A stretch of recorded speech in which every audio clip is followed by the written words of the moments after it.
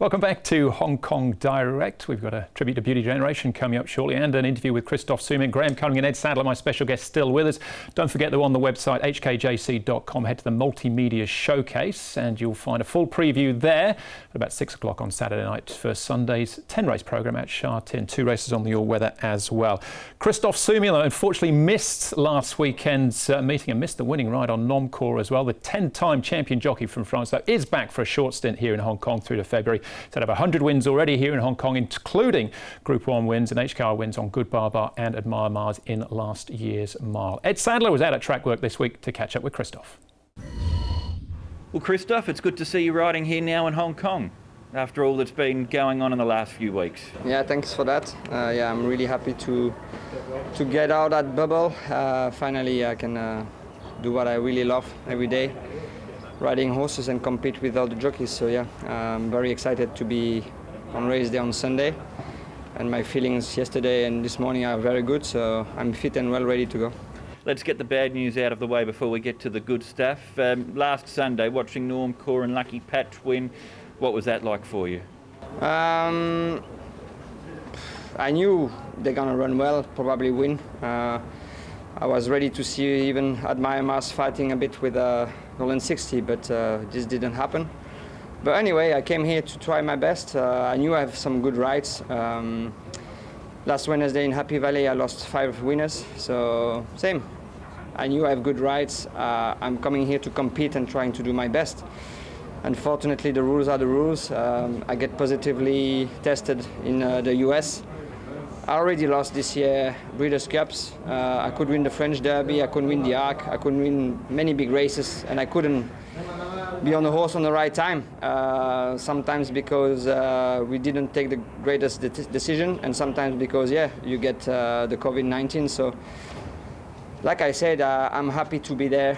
There is some other people are very sick and couldn't get back well after getting the disease. So, doesn't matter. It's just winning at the end, still racing. For sure there is big prize monies for some, but anyway, I work hard enough to know that if I keep going like this, I will find some other big winners in the future. So I doesn't mind that, I lost something, but I learned also different things, so it's gonna make me stronger at the end of the day.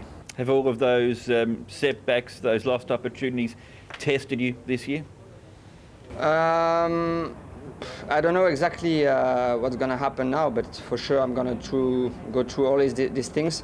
Hopefully I'm going to get some good rides and very good horses to ride, so that's the target at the end. But I just want to go back riding races, going back to the winning circle and doing what I do the best, trying to be on the top.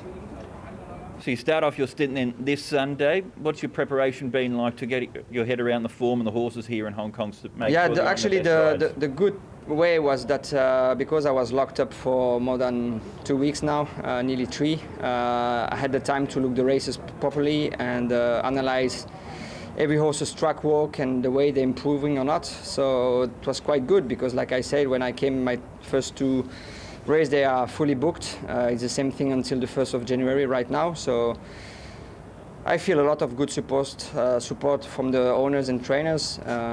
Let's just hope now, the luck will come back and I will be able to do my job again like I did before. A philosophical Christophe Souman, I think, Graham, probably the best way to describe it there, but he's one of the biggest names in world racing and great to have him back on the roster here in Hong Kong. It is. It's rude to talk about money, Andrew, but I'll make an exception again. He's probably left about best part of 4 million Hong Kong dollars on the table because of the recent traumas. But the good thing about Christophe, as you could see from a really good interview with Edward, he's been in the racing bubble for over a month, but he can see outside it, and he knows that the health of the industry is paramount overall, that the precautions taken have been justifiable, and now he can get on with his job. So good on him.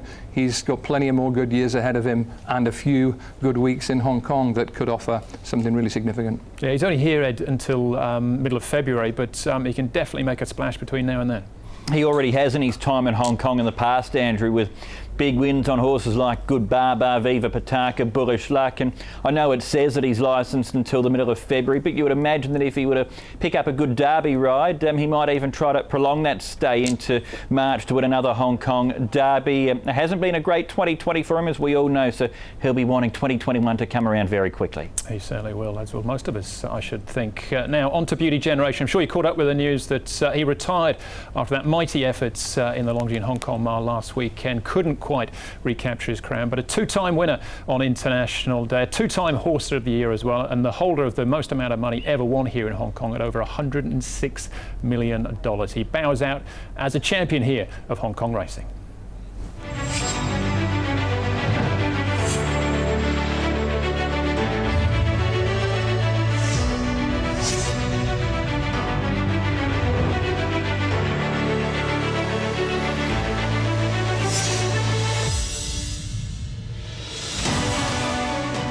Generation, purring like a kitten early, roaring like a lion now. Singapore Sling's trying to get him down. Beauty Generation hanging on, and he'll take the Sha Tin Trophy.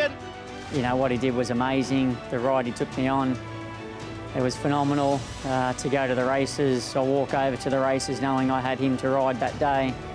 It was a great feeling. It obviously put a spring in my step. And the one I enjoyed the most was the International Mile in 2018. He drew wide, they made him work. It was a strong field, basically demolished the field like he did. It was a phenomenal performance, and it's one that really sticks out in my mind. This is 100% pure Group 1 power. Beauty Generation 5 in front. Viv Lawson, Southern Legend. He is invincible, Beauty Generation. What a champion he's going to be. I think his ability to be able to run the opposition into the ground, get out there and carve out those solid sectionals and keep the gallop up. Those horses that were struggling to keep up with the pace of the race then had to try and find something to run him down. It was very hard to do that. Purton sitting motionless, 3 in front on Beauty Generation. What a remarkable season it's been. Another incredible racing story, a second Champions Mile and a coveted crowning glory. It took 17 years for him to come along for me. There's certainly few and far between, but I did enjoy it, and I got to enjoy it, I think, because of the racing style he had and just the confidence that I had in him. I wasn't worried about defeat, and for that reason I was able to go there and lap it up as he did and just let him do the rest. He'll head back to Living Legends in Australia now, Graham. The stats are one thing, but the horse himself was quite something else, and amazing, I think, for all three of us to be present for some of those big victories at Sha Tin as well. Absolutely, Andrew. And if Golden 60, Natural Brilliance is Federer, then Beauty Generation was brute strength and awesome efficiency. Rafa Nadal, he was an awesome sight to watch. And I agree with Zac Purton, that 2018 mile and the race that preceded it when he broke the track record in the Jockey Club mile, that was him at his absolute peak of the pinnacle. He was sensational at that point. And Golden 60 is coming for his stuff, no question about it. But just to equal Beauty Generation's record, he needs, I think, 4 more wins. He needs 7 more Group 1s. He needs a couple of Horse of the Year titles. He needs another $50 million. He needs to be named world's highest rated specialist miler, not once but twice. So he's coming for his stuff, but he's still got a way to go. He certainly does. The turning point for me, Ed, was that first Celebration Cup when he'd come out of his 4-year-old series, and he won that and then won the Sha Tin Trophy. Then Derek rode him to win on International Day. I thought, hang on a second, this is a serious horse. That's right, Andrew. Yes, he came through that terrific Derby crop that we had in 2017 where he was beaten by Rapid Dragon and Pakistan Star, but we know what great horses they were. And then he came into that next season, and I think he surprised us with that first Group 3 win, and then he won a Group 2 and then won the Hong Kong Mile. And each time we thought, is he going to do it again? Can he get his own way out in front again? But he kept on defying all of us until we all genuinely believed what a champion he was. He proved that season, the following season, and I think it's testament to his durability that he then could still win Group 1s like last season at the age of 7. Yeah, and that atmosphere was absolutely incredible when Derek won that first mile as well on International Day. Of course, there's been lots of tributes on social media as well. Zac Purton, we just heard from Zac. This was him on Instagram, Graham, and he pretty much says here, it's hard to put it into words and sum it up in just one page, but he really has been a horse that's sort of, at this point for Zac Purton, is a horse of a lifetime, I suppose. Yeah, that's a terrific picture and a really, really eloquent tribute from Purton, and he often picks just the right word in his quotes. And two that stand out from this week, he said when he was on his game, he said, it was brutal. And there was this real brutal power about the way he dismantled good quality horses, and that he used to go to the races feeling that the horse was invincible, because for a time there he was head and shoulders above the best in town and the best that came from elsewhere. Yeah, in the beauty stable as well. It broke the news on Twitter, and I didn't see the final count, but there was a lot of likes and a lot of retweets and comments that went with it.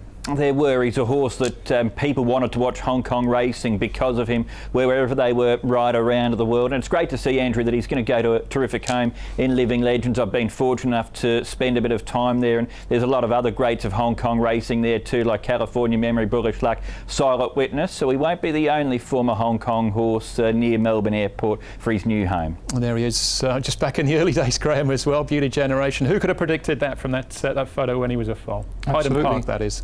Yeah, it's a great example of the best of Hong Kong racing, that horses have to earn their way to the top, then they have to work hard to stay there, and then most Hong Kong stars go out not on a low note, but time gets the better of them in the end, because there's no stud value to protect. They have to keep proving themselves time in, time out. And I'll go back to what I said right at the top of the show, an absolute perfect symmetry to crown a new king on the same day as the old king is retired. Absolutely. And there's the final one as well from Longines, World Best Racehorse as well. A table he did top at one point in time. That's Beauty Generation. Not done with him yet. We're going to finish the show with another classic of his, but looking forward now. Sunday again at Sha Tin, mixed programme there. Last race, Class 2 is a good one. Happy Valley again Wednesday night, that's the pre-Christmas cracker. And then Boxing Day back again at Sha Tin. But that is just about it, guys. Graham, as always, thank you for your help this week and all the work last week. And Ed, you're going to build us into this replay we'll finish with. Yes, we saw a few of Beauty Generation's memorable Group 1 triumphs in that package that was put together, but I've picked out his 2018 Queen Silver Jubilee Cup win. It's over 1,400 metres, so you get the sprinters like Beat the Clock, who was the premier sprinter at that time, stepping up in trip. Beauty Generation coming back in trip. He was there to be beaten, Beauty Generation, but he fought back off the canvas to score. OK, so two giants of Hong Kong racing have retired recently, Beat the Clock and a Beauty Generation. Enjoy this, and we'll see you again on Sunday. Bring all the action from Hong Kong direct to you. Inside the 600, and Beauty Generation striding fluently. Zac Purton now ups the ante and starts to put some hardcore gallop into the race as they corner. Beat the Clock looking to peel off his back. Two back, Conti and Ratton. Beauty Generation, he still sits quiet now. Beat the Clock is putting in his turn of acceleration, but Beauty Generation has the answers at this stage. Beat the Clock's not going away. Conti and Ratton. Beauty Generation kept finding, pulling clear from Beat the Clock. Then Conti and Ratton. It's another faultless display from Hong Kong's champion, and Beauty Generation by 2.